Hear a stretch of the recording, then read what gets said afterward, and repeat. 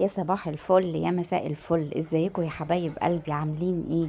النهارده بقى هنعمل وصفه جديده، المحشي المشكل. طلبتوه مني وقلتوا لي يا هبه لازم تعملي لنا المحشي لان بنحب قوي طريقتك في الاكل. قلت لكم من عينيا الاتنين اعمل لكم احلى محشي. طبعا طبعا حبايبي وصحابي واخواتي واهلي كلكم انتوا حبايب قلبي. بصي بقى يا ست الكل، النهاردة هنعمل المحشي بطريقة سهلة وبسيطة جدا وكمان خفيفة على المعدة، من غير ما هيتعبك ولا أي حاجة. والخطوات 1 2 3 هتكوني مخلصة على طول المحشي. يلا بينا بقى نشوف الطريقة.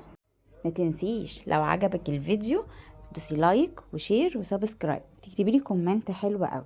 عايزة اقولك المحشي كان خطير، تحفة جدا. عملنا محشي بتنجان ومحشي كوسة وفلفل، مفيش احسن من كده هتحطيه على سفرتك.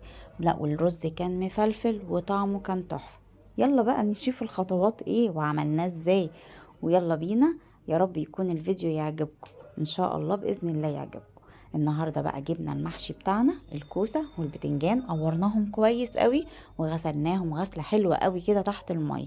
اهم حاجه، في ناس بتحب تسيب الكوسه ساده وفي ناس بتحبها متخططه. انا بوريكي ان انا بخططها بتدي شكل حلو قوي، وانتي بتسويها كمان بتخليها كده حلوه ومخططه وشكلها لذيذ. وغسلتهم حلو قوي وغسلت الخضره بتاعتي، وانا بحب انقع الخضره قوي في ميه تنزل كل الطين اللي فيها. عايزه اقولك وبحط معلقه خل صغيره. قولولي بتعملوا كده ولا ايه؟ وجبنا الطماطم بتاعتنا غسلناها وقطعناها مكعبات. والبصل بتاعنا خدت بصلتين حلوين كده ورحت، عشان انا مش عامله كميه كبيره، جبت الكبه بتاعتي ورحت فرمه البصل ورحت حاطه فوقها الطماطم. وفرنا خطوه ورحنا عصرتها. جبت الطاسة وحطيت سمنة وحطيت البصل بالطماطم ومعلقة صلصة، طماطم غالية لازم نوفر. حطيت ال12 بهار بتاعتي زي ما قلت لكم، ما بستغناش عنه وبيدي كمان تست حلو قوي. وجربي كمان البهارات المحشي المشكل من ويلز، تحفة جدا. وفرت عليا ان انا احط كذا حاجة فيها كل البهارات. وعايزه اقولك ما بتاخدش وقت في التسبيك. معلقه ماجي ودي اختياري اللي بيحبها. فرمت الخضره بتاعتي في الكبه ورحت غسله الرز بتاعي. هوب هوب حطينا الرز على الخضره وحطينا معلقه زيت، علشان الطريقه دي بتدي ريحه حلوه قوي للرز. ورحت حاطه التسبيكه بتاعتي ومعلقه زيت عشان الرز بتاعي يبقى مفلفل. ورحت بقى حاشيه المحشي بتاعي، ورحت حاطه الكوسه. اول حاجه رحت حاشيه الكوسه بالرز زي ما انتي شايفة بالظبط. ما بملاش الكوسة قوي، بيبقى على قبلها كده بربع سنتي.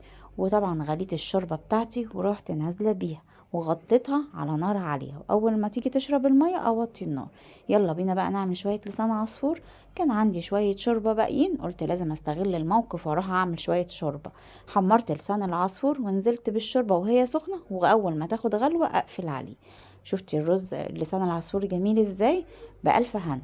والله كنتوا محتاجين انكم تكونوا معايا. شوفي الطريقة، مفلفل وتحف وكمان سخن مولع نار. عايزة اقولك كان جميل ما شاء الله. الطريقة دي هتعجبك جدا، جربيها وقوليلي في الكومنتات. ما تنسيش تدوسي لايك وشير وسبسكرايب، تكتبيلي كومنت حلو قوي في الفيديو. باي باي.